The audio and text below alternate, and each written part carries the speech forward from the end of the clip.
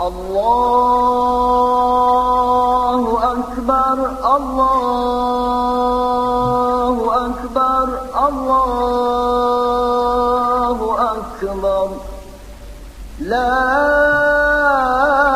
إله إلا الله والله أكبر الله أكبر ولله الحمد.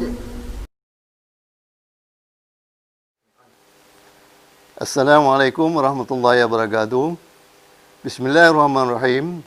Dengan nama Allah yang Maha Pengasih lagi Maha Penyayang, yang dikasihi anak anda, pengurusi kehormat serta jawatan kuasa, seluruh warga WEFF yang dirahmati Allah SWT. Kita maklum ibadah puasa Ramadan sudah penghujung. Al-Fitri Syawal Hijrah 1441 menjelang tiba.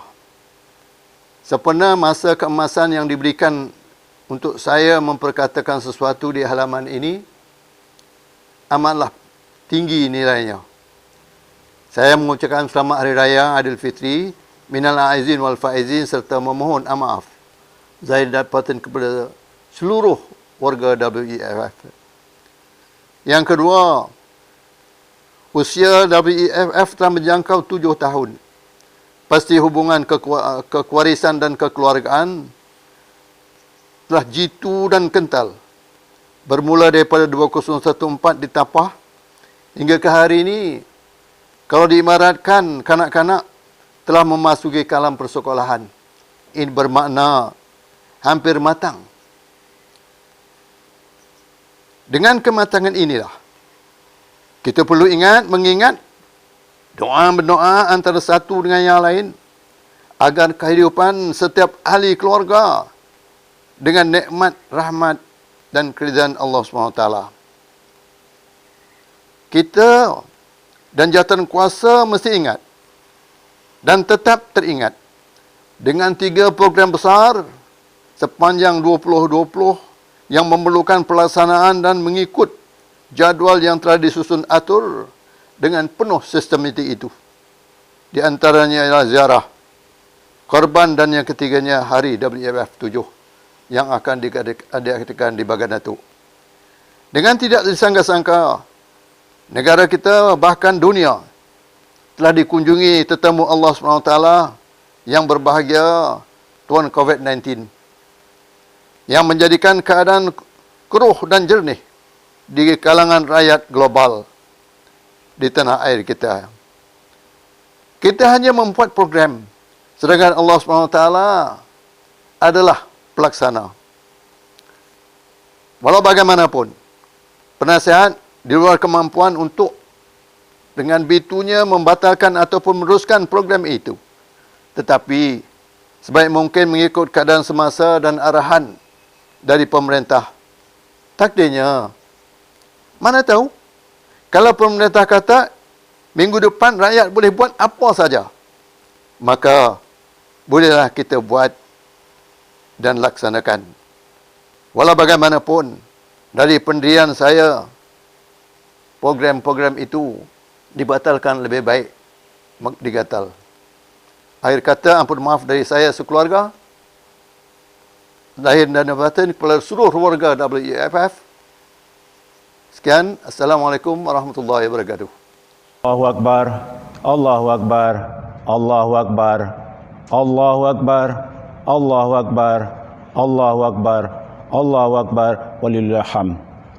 Assalamualaikum warahmatullahi taala wabarakatuh. Alhamdulillah, bersyukur kepada Allah SWT.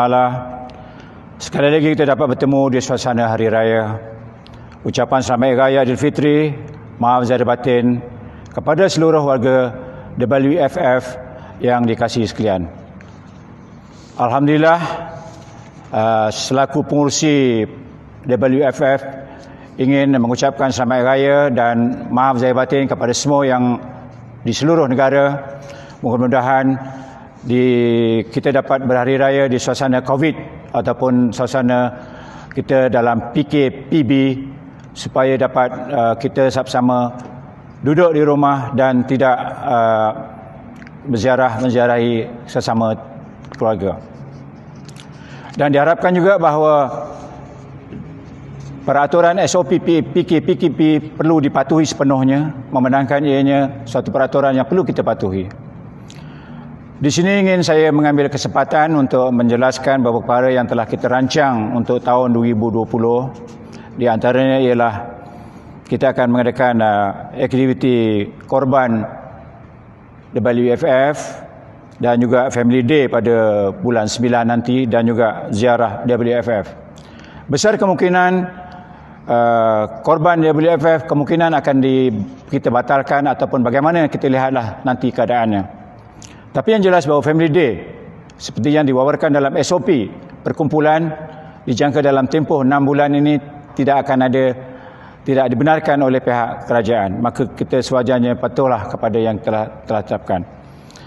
Begitu juga yang kita rancang pada Disember, kita akan mengadakan ziarah ke Indonesia.